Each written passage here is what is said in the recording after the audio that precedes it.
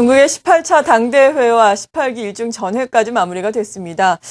시진핑 체제가 이제 또 시작을 앞두고 또 5세대 지도부의 전면이 또 밝혀지기도 했는데요. 이러한 사항들 자세하게 또 진단을 해보는 시간 마련을 했습니다. 키움증권의 이용묵 연구원입니다. 안녕하세요. 네, 안녕하십니까. 네, 먼저 5세대 지도부의 특징이 있다면 어떤 것들이 있습니까? 일단 과거와 굉장히 많이 달라지는 모습이 진행이 됐었던 이제 그 정치국 회의였는데요. 일단 7명의 상무위원으로 선출이 됐고, 그리고 중앙정치국 25명이 발표가 되었습니다. 여기에서 보시면 좀 다른 점을 보실 수 있는데, 이것이 바로 특징이라고 보시면 좋을 것 같습니다. 일단 과거에는 9명으로 구성되었었던 상무위원이 7명으로 이제 감축이 되었고요. 그리고 25명, 즉 이제 상무위원이 7명 포함되어 있는 중앙정치국 위원들이 과반수 이상이 공천당으로 구성되었다, 이렇게 보시면 좋을 것 같습니다.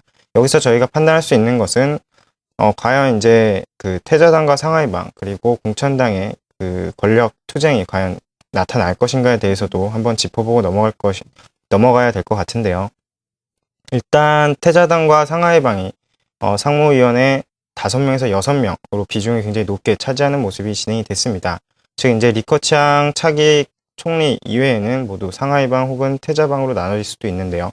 물론 유정성이라는 한 인물이 이제 공천당으로 진입이 되어 있지만 상당 부분 장점인 그 전 주석과 그 친근한 관계를 갖고 있다는 점에 있어서는 저희는 이제 태자당과 상하이방으로 구분을 하는 것이 좋을 것이라고 이제 판단을 하고 있습니다.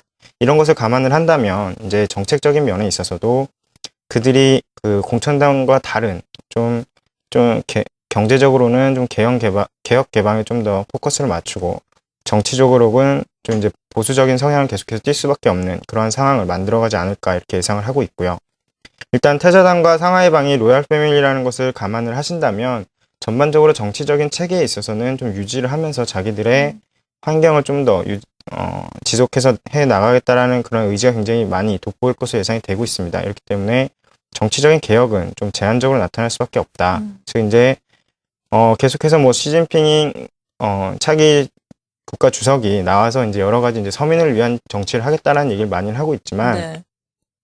뭐 그런 면에 있어서는 경제적인 측면에서는 굉장히 많은 그 개혁을 시도를 할 것으로 예상이 되고 있지만, 서민들이 원하는 뭐 민주적인 정치나 혹은 뭐 서민들을 위한 여러 가지 정치적인 면에 있어서는 조금 제한적인 모습이 나타날 수밖에 없다, 이런 특징을 가지고 있는 것이 아닌가 저희는 예상할 수 있을 것 같습니다. 네, 정치 개혁보다는 경제 개혁에 더욱더 힘을 쏟을 것이다라고 말씀해 주셨는데, 그래도 대규모 경제 부양책에 대해서는 사실 18차 당대회 이전에는 오히려 지금보다 더 기대감이 높았거든요. 계속해서 시간이 흐르면서 기대감이 점점 좀 낮아지는 듯한 느낌이에요. 어떻게 보십니까? 일단 경기 부양책이라는 것 자체가 이제 과거에 2008년에는 굉장히 대규모 그 투자 정책을 통해서 성장률을 끌어올리는 모습을 보였습니다. 이것이 솔직히 뭐 주변국인 우리나라한테 굉장히 많은 혜택을 갖다 줬다고 이제 말씀을 드릴 수 있는데요. 이번 2013년부터 차기 정권에 있어서는 경기 부양책은 나옵니다. 경기 부양책은 나오지만 이제 대규모 투자 정책보다는 소비 시장의 그 활성화를 위한 여러 가지 정책들이 좀 더 적극적으로 나올 것으로 예상이 되고 있고요. 물론 투자가 그렇다고 둔화되는 것은 아닙니다. 일단 투자의 주체가 이제 과거에 뭐 수출을 위한 제조업에 대한 설비 투자였다면 이번에는 소비 시장을 활성화시키던가 혹은 시장을 좀 더 환경 개선을 위한 여러 가지 SOC 투자가 진행이 될 것으로 예상이 되고 있고요. 이런 것을 어떻게 보면 경기 부양책이라고 볼 수는 없지만 사실상 따지고 보면 그 투자 규모나 이런 면에 있어서는 상당 부분 큰 규모를 차지를 하고 있기 때문에 성장률 면에서는 그렇게 크게 부담이 되지 않을 것이다, 이렇게 판단을 하고 있습니다. 일단 저희가 말씀드리고 있는 이제 투자 사업이라는 것에 있어서는 뭐 18차 정당대 이전에 뭐 교통망에 대한 투자를 승인을 했고, 여러 가지 이제 도시화율을 높이기 위해서 지역적으로 이제 도시 개발을 계속해서 네. 시도를 하고 있는데요. 이런 것들이 전반적으로 다 이제 SOC 투자라고 보시면 좋을 것 같고, 그 규모는 이미 승인된 것만 해도 약 21조 원 정도가 됩니다. 예. 이런 것들이 물론 장기간 투자가 되는 약 5년에서 10년간 투자가 되겠지만, 이런 것들이 지속적으로 투자가 된다는 것 자체에 있어서는 경기 부양책보다도 좀 더 효율성 있는 투자 사업이 되지 않을까 저희는 예상을 하고 있고, 소비 측면에 있어서는 좀 더 적극적인 그 소득률을 계속해서 증가시켜 주던가 혹은 시장 개발을 위한 여러 가지 뭐 인터넷 시장이나 혹은 뭐 모바일 시장 이런 것을 좀 더 키워가는 모습이 진행이 될 것으로 예상이 되고 있기 때문에 이런 것들로 소비에 대한 그 규모는 좀 점차 커질 것으로 저희는 내다보고 있습니다. 네, 그렇다면은 앞으로 중국의 소비 관련주들, 중국의 경기 부양에 대한 기대감으로 인해서 이미 많이 올랐는데요.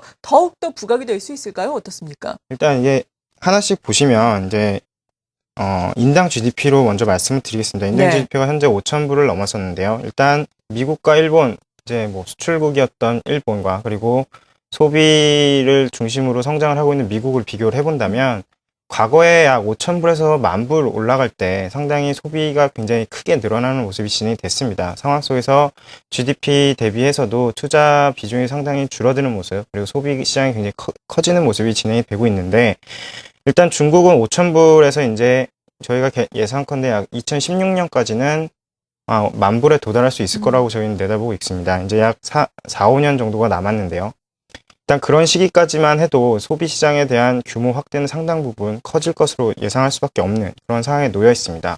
현재 우리나라에서 그 소비 수혜주라고 해서 상당 부분 올라왔었던 그런 종목들을 보시면 네. 사실상 몇 종목 빼고는 이제 중국에서 뭐 실적을 올린다던가 상당 부분 수익을 많이 올렸다 이런 종목은 사실상 그게 드뭅니다. 이제 기대감으로 상당 부분 올랐다 이렇게 보시면 좋을 것 같은데요. 최근 뭐 경기 둔화에 대해서 상당히 우려감이 많이 나오면서 그런 기대감으로 오른 뭐 화장품이나 제약 이런 업종들에 있어서는 경기 둔화가 이제 회복으로 변하는 그런 과정 속에서 다시 매력도가 좀 떨어질 수밖에 없는 이제 뭐 예. 가치주로 좀 더 돌아서는 그런 모습이 보일 수밖에 없기 때문에 현재 뭐 오늘도 마찬가지겠지만 상당 부분 하락하는 모습이 진행이 될 수밖에 없습니다.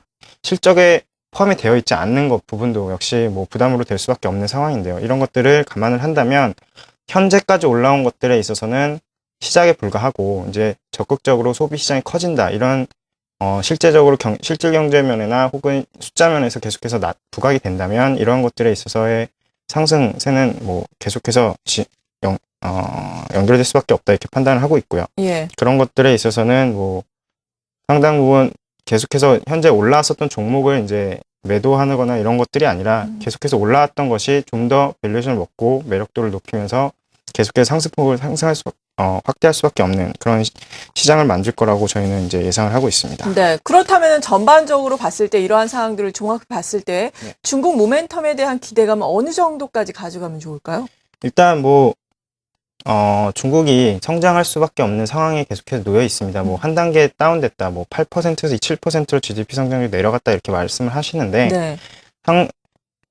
아시다시피 이제 중서부로의 그 개발은 약 10년에서 20년가량 계속해서 진행이 될 수밖에 없는 상황입니다. 이런 것을 감안을 한다면 시장의 범위는 역시나 이머징, 그 중에서 중국 쪽으로 많이 쏠릴 수밖에 없는 상황이고요. 이런 것들이 언제 딱 그 어느 시기서부터 시작이 됩니다. 이렇게 말씀드리기는 예. 어렵겠지만 계속해서 그 규모 면에서나 소득 면에서 계속해서 변해가는 모습, 그리고 사회보장 제도가 적극적으로 진행이 되면서 그 중국 서민들의 소비 욕구가 계속해서 올라오는 그런 시점에 있어서는 계속해서 중국의 모멘텀은 작용을 할 것으로 예상이 되고 있고요. 네. 우리나라가 계속해서 바랄 수밖에 없는 그런 상황에서는 미국에게 이제 기대하는 것보다 좀 더 중국 쪽으로 포커스를 계속해서 맞춰 나갈 수밖에 없는 상황에 이르렀다 이렇게 판단하시면 중국의 매력도는 여전히 가지고 있다 이렇게 판단하시는 게 좋을 것 같습니다. 네, 잘 알겠습니다. 중국 이슈에 대해서 키움증권의 이용무 연구원과 함께 자세한 내용 짚어봤습니다. 감사합니다. 네, 감사합니다.